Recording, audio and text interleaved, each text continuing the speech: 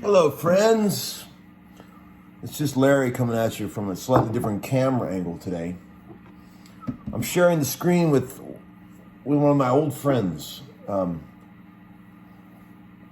you ever wonder why my channel is named 501 Chorus Echo? Well, this is why. For many years in the early days, Larry was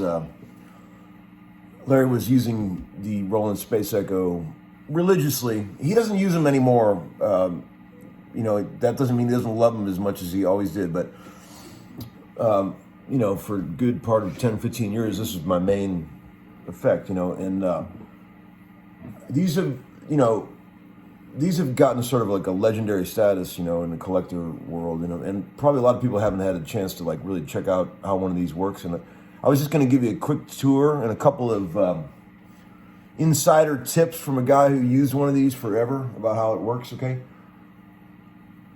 there were several variants of the Space Echo as it came along. Okay, there was the lower models were like the RE150, I think there was an RE101, RE201, and then there was the RE301, which is one like Brian Setzer used, which is a great one. And then a step up from that is the RE501, which is like the deluxe flagship version. And they also made a rack mount version of this called the SRE555, right? See, when I was buying these back, in the early 2000s, I would buy these for $500 all day long. I mean, maybe $600 on a bad day. And you see the prices that these things are fetching these days. It's just absolutely astonishing. I'm a big lover of tape echo in general, echoplexes, space echoes. I'm also a big lover of rotary cabinets, as you guys know. People always ask me, like, what do I like better, a space echo or an echoplex? They're both so different. I love them both equally. I couldn't pick, Like, the space echo is like elegant and clean and sort of like dreamy and polite and atmospheric. And an echoplex is kind of like a drunk guy stumbling into a bar and wanting to fight, And I love them both, man. They're both great. So let me give you a tour here of how this thing works. Okay, I'll show you at the end of this video. I'm going to show you the insanity that's actually happening on the inside of the tape mechanism where the tape goes. It's not spooled on a reel like you would expect. It's just floating freely in this mad sea of tape. But the 501 has three effects. Okay, it has echo, of course, reverb, and chorus. And these three jacks down here are connected to these three switches, and you can turn them on and off via foot switch, a really rare 3-button foot switch, which I used to have a couple of, but they're really hard to find. Most people that have a Space Echo don't have the matching 3-button foot switch, but you can do it all manually right here with these switches, right? So the thing's got a real tiny little reverb tank in it, which actually sounds pretty good. I'll start with that, okay? I'll turn everything off and I'll just turn the reverb on, okay? Check it out.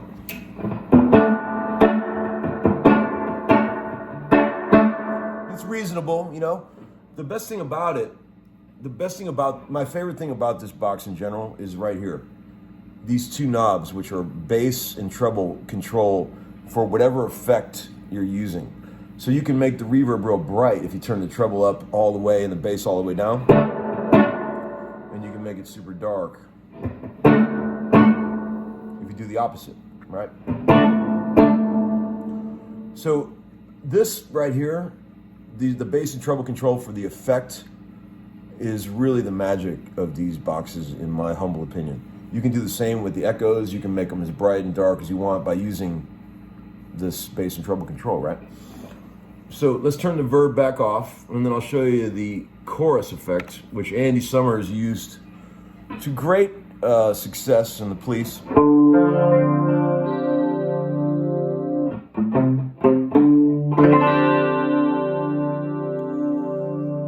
Which is great. You can make, that's about at half intensity, and if you turn it up, it gets pretty gnarly.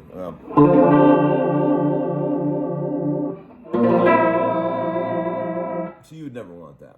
Okay. Let me back up just a little bit. Okay, a lot of people don't know how to set the gain structure on these space echoes because there's two switches that control the input and output. These are slider switches on the input and output.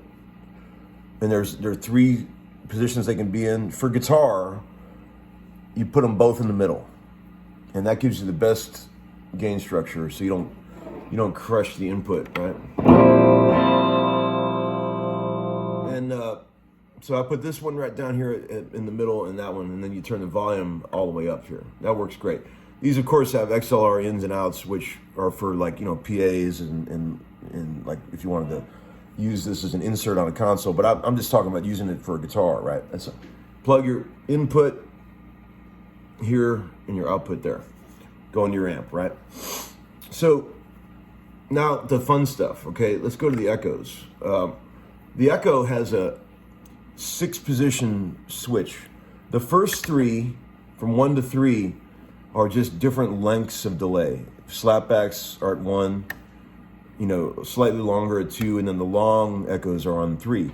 And then when you go to 4, it's the same thing, except it's the multi-tap thing, where you got the head that gives you different rhythms of delay, which I never used, by the way. I never used it. I would stay between 1 and 3, long echoes on 3, and they get pretty long. Here's the longest echo you can get. Let's see.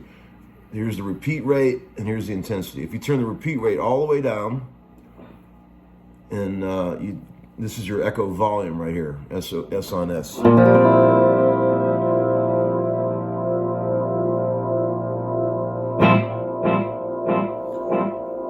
That's the longest delay you can get. But listen how in tune this thing is.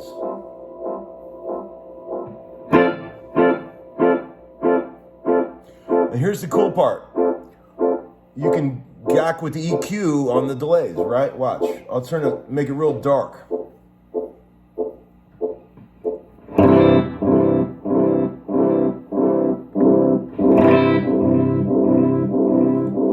Now I'll go the opposite way and make them really bright.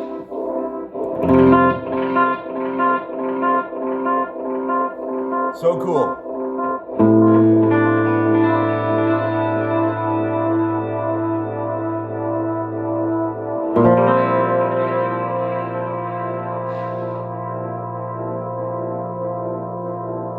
Okay, now there's a switch here for repeat multiple echoes, and you can just get one echo if you go to single, okay? Kind of useless, really, except for one little trick you can do with it. I think is really cool. Well, let me show you the slapbacks first, okay? If you go to number 1 setting on the echo device, and then you turn like about halfway up on the repeat rate and turn the intensity, you got a slapback here.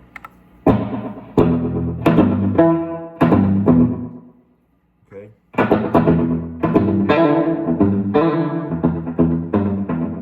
You can get 1 repeat if you turn that intensity down. Okay, and you can get it pretty loud with the if you turn the echo volume up.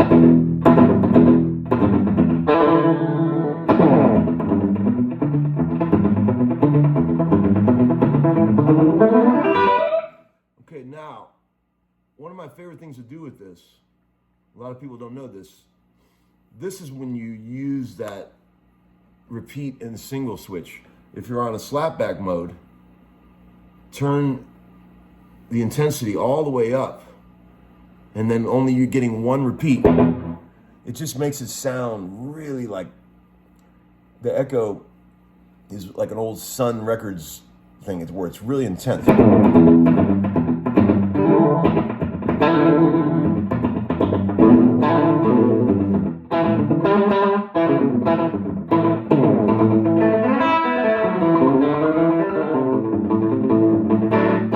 Yeah, amazing. Okay, so if you had the intensity turned up that much without this switch set to single, it would go crazy and run away. I mean, this particular one runs away faster than most that I've had. I'm gonna go back, watch, okay? All you do is get it up to about 10 o'clock and it starts to run away.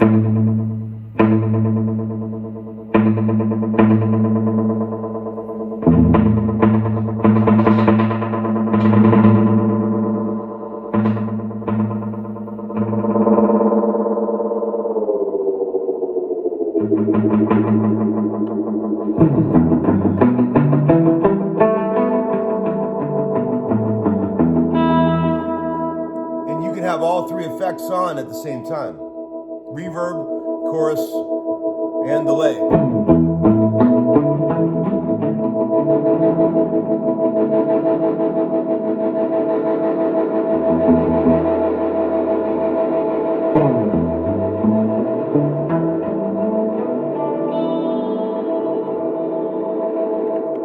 Then I'll go to a longer delay and try that same shit. Here we go.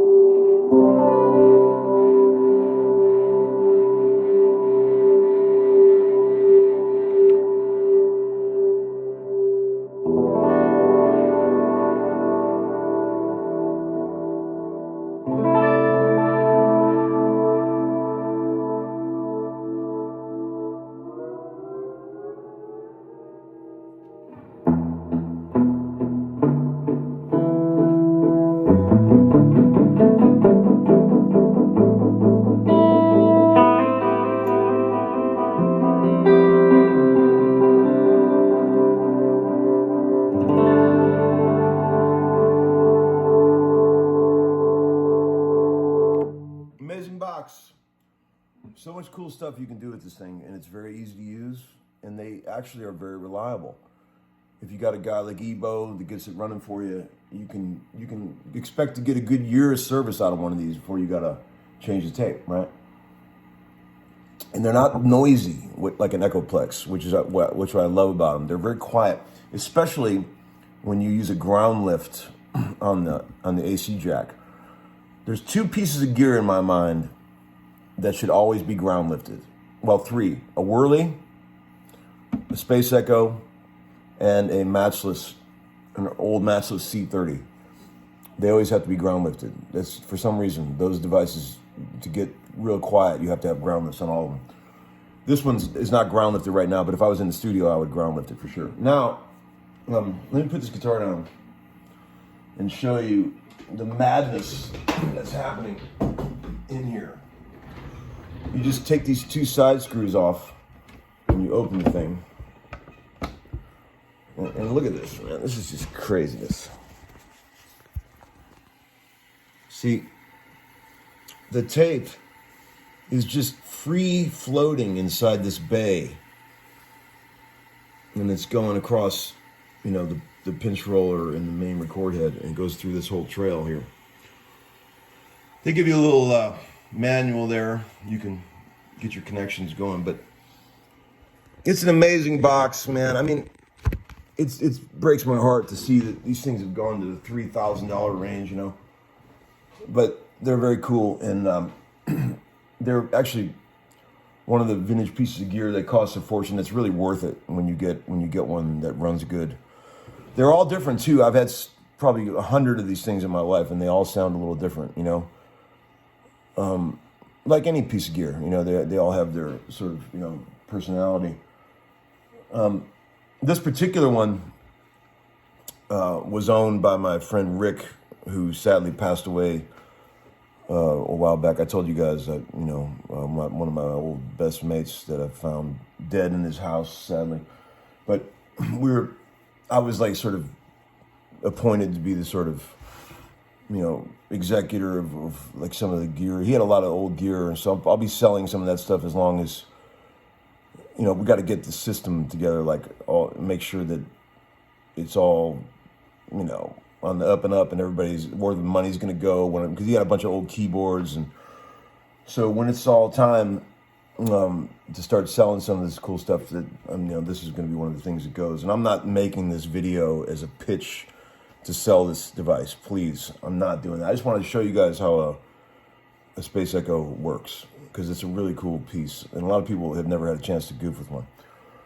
I also wanted to say thank you for the super kind words about, you know, yesterday when I was ranting about, you know, the negative naysayers, but I appreciate you guys. I realize there's a lot of you guys out there that are cool people that just want the videos to continue, and yeah, it's all good. Don't worry, guys. What else was I going to tell you? Keep an eye on the Instagram stuff that Dean's doing. It's really cool. He's really showing some cool inside stuff about how he did the Trip to Witch stuff.